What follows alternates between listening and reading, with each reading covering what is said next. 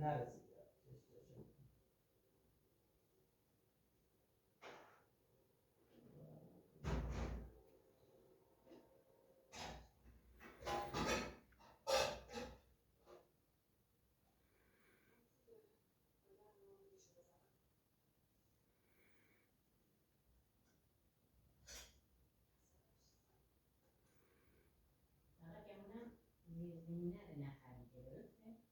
کی؟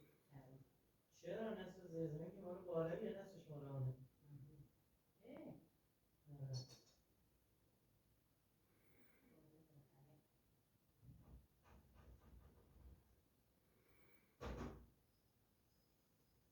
اون یه ذره که دست حسینی بود مال حسین، مال شعبانه. یه درازه یه متر در 3-4 متره که همچی چیزی همش یه متره 3-4 متر هم درازش. زیر زمین نه هیچی نداشت. بدبخت نمیدونم کجا دستشویی میرن.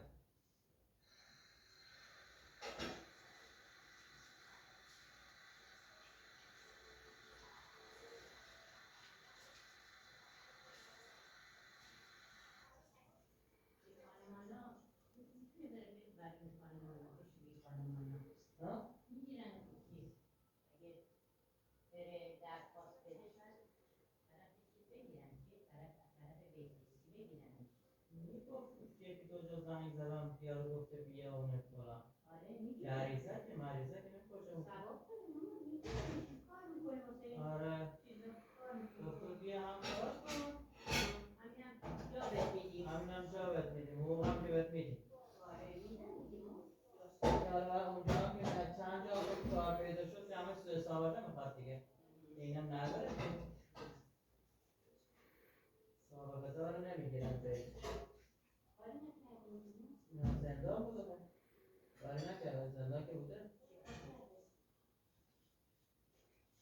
چند دفعه گرفتش. همون دیگه نه دزدی نگرده ولی